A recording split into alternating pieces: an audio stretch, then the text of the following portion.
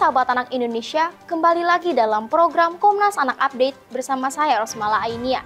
Viral di media sosial melalui dua akun Instagram yaitu @komisi.co dan @gianlugits menuai kecaman dari berbagai kalangan warganet. Video postingan tersebut menunjukkan seorang TikToker parenting sekaligus pemilik daycare terekam CCTV yang tega menganiaya balita 2 tahun.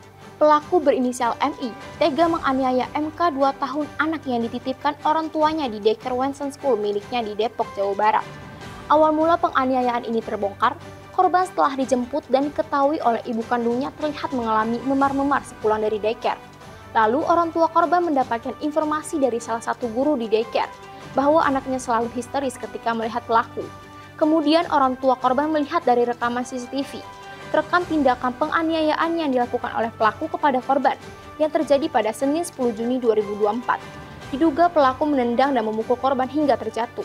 Orang tua korban telah membuat laporan di Polres Metro Depok pada Senin 29 Juli 2024. Polisi menetapkan MI pemilik daycare Wenson School sebagai tersangka.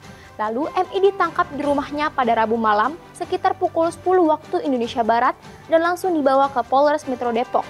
Penangkapan MI dilakukan ketika polisi memeriksa setidaknya 4 orang saksi dan mengantongi 3 video rekaman CCTV berisi aksi penganiayaan tersebut. Akibat perbuatannya, MI dikenakan pasal 80 ayat 1 JO pasal 80 ayat 2 Undang-Undang Nomor 35 Tahun 2014 tentang perubahan atas Undang-Undang Nomor 23 Tahun 2002 tentang perlindungan anak dengan ancaman hukuman penjara 5 tahun 6 bulan. Pihak keluarga juga meminta perlindungan kepada Komisi Perlindungan Anak Indonesia dan Komnas Perlindungan Anak pun memberi perhatian dan atensi khusus mengenai kasus ini. Selamat siang Indonesia, salam perlindungan anak. Nah, kali ini kami coba Komnas Perlindungan Anak merespon berita yang sedang ramai ini tentang daycare yang melakukan kekerasan. Saya kira Komnas Perlindungan Anak dengan sikap pasti mengecam adanya tindak kekerasan pada anak yang dilakukan oleh pelaku daycare yang saat ini sedang ramai beritanya terkait dengan konten kreator yang memang terbukti terlihat melakukan kekerasan kepada anak yang dititipkan di daycare yang dia kelola.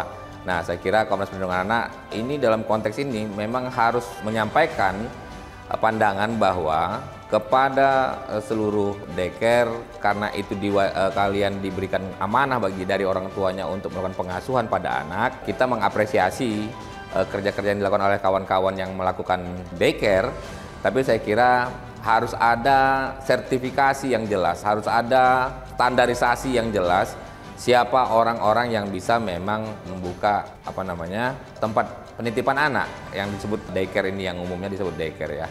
Nah, kepada pemerintah kita juga meminta untuk dilakukan sertifikasi atau pendidikan awal bagi masyarakat yang ingin melakukan usaha penitipan anak daycare. Kenapa? Karena Undang-Undang Perlindungan Anak yang pertama secara tegas menyatakan kekerasan pada anak dalam bentuk apapun itu tindak pidana. Yang kedua, ada pasal dalam Undang-Undang Perlindungan Anak yang menyatakan penambahan sepertiga hukuman bagi orang yang dianggap bertanggung jawab melindungi anak tetapi dia melakukan kekerasan terhadap anak. Nah, ketika anak-anak itu di dalam daycare dititipkan orang tuanya, maka pelaku daycare ini memiliki tanggung jawab untuk melindungi anak-anak tersebut selama masa orang tua menitipkan kepada tempat pengasuhan tersebut.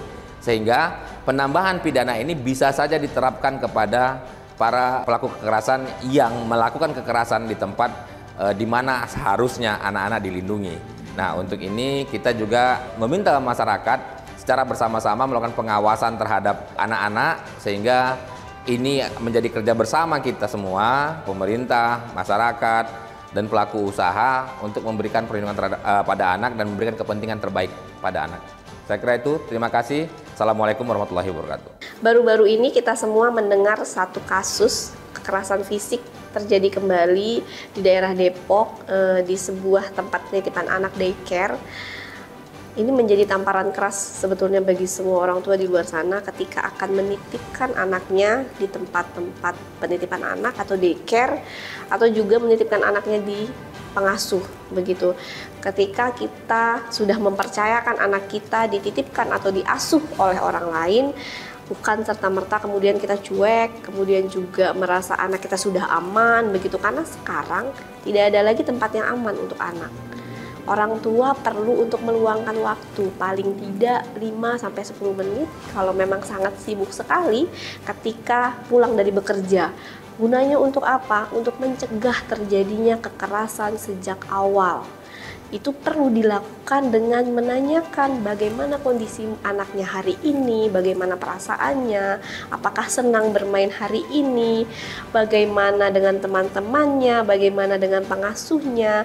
Pendekatan-pendekatan seperti ini perlu orang tua terus rutin lakukan, perlu terus dibiasakan ketika anak sejak kecil. Jadi kita sebagai orang tua perlu mengajarkan kepada anak-anak untuk berkomunikasi, berinteraksi, sehingga ketika terjadi kekerasan terhadap anak-anak sudah mulai berani untuk mengungkapkan, sudah berani untuk bercerita kepada orang tuanya.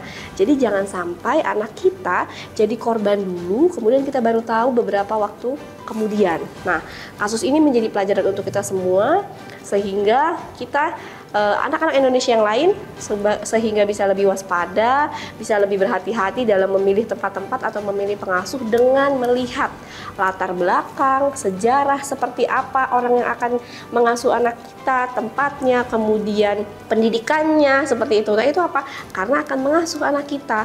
Kemudian juga untuk pelaku semoga mendapatkan hukuman yang setimpal dan tidak mengulangi perbuatannya kembali. Kita berharap kasus ini menjadi kasus yang terakhir dan kita terus lindungi anak-anak kita. Salam anak Indonesia, anak terlindungi, Indonesia maju. Sekian Komnas Anak Update kali ini. Nantikan informasi selanjutnya di Komnas Anak Update. Untuk kepentingan terbaik anak, dukung terus Komnas TV Anak dengan cara like, komen, share, dan subscribe. Untuk sahabat anak Indonesia yang ingin ikut berpartisipasi dalam Komnas Anak Update, dapat langsung mengirimkan video kejadian di lapangan ke komnastivianak@gmail.com. Menjaga dan melindungi anak sama dengan bela negara. Salam anak Indonesia, anak terlindungi, Indonesia maju. Stop kekerasan.